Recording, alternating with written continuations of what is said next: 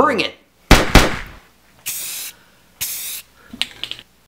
Hello there, ladies and gentlemen. Welcome once again to the Zombie Apocalypse Survival Tips. This is the show where we go over the various tips, tricks, and techniques that you can use to survive longer during a zombie outbreak. Today's episode, we're going to go over tools that make life easier. These are the things you can take with you to keep life from getting too aggravating. I thought we'd start off with something very simple. This is Basic Survival 101. Whether or not you're out in the woods or surviving a zombie outbreak in an urban area, the one thing you want is fire. A good old-fashioned box o' matches. Well, either that or a lighter.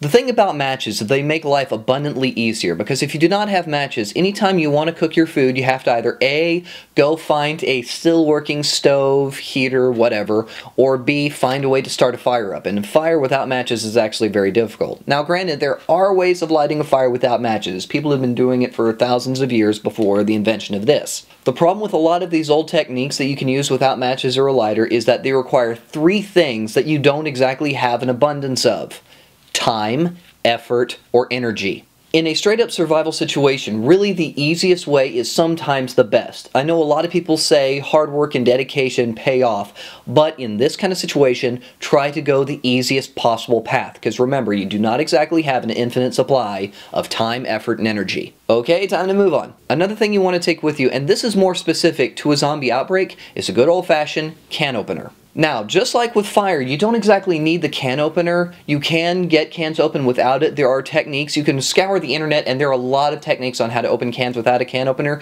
but this is what requires the least amount of time, effort, and energy. Now granted, if you don't want to carry this thing around like you think this will take up too much space in your gear that you can use for other stuff, there's always the good old-fashioned P38.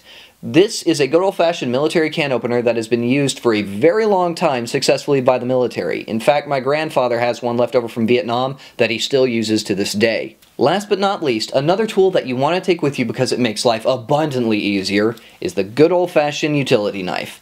This is a standard Swiss Army knife, but there are other forms of utility knife that you can use, including a fold-out blade, so on and so forth. But knives are really good to use in a survival situation. You can clean food with these, you can cut trees apart with these, you can use them to make firewood. Basically, the applications of this thing are limitless. Now with this, with a good old-fashioned Swiss Army knife, you have a lot of options to choose from. Now different Swiss Army knives have different options. Some of them have more, some of them have less. So you need to find a good utility knife. But above all, find a knife with a good type of steel in it, because not all steels are created equally. A lot of people have knives that are made with the standard 440 steel, but I would recommend trying to find a steel that's a much higher grade, because 440 steel, although it's a good and reliable steel, it doesn't last that long after constant use. Well, ladies and gentlemen, that's it for today. So as to recap, today's episode was about tools to make your life easier. We included matches or lighters, can openers, and utility knives. And remember, all of them have wonderful applications that make life abundantly easier during a zombie outbreak. Well, ladies and gentlemen, that's it for today's episode. As usual, I am your host, Steven Schuler, and this has been another episode of Zombie Apocalypse Survival Tips. Always remember, have a goal, have a plan, and have a way out in case things go wrong. I'll see you later. Hello ladies and gentlemen, I'm Steven Schuler and welcome to another one of my video blogs. Today I decided I'd be a little bit lazy and do a little selfie blog when I start talking about this stuff. In the films, Peter Jackson makes every one of these dwarves a character, even adds little side stories for each one of these characters to increase their personality.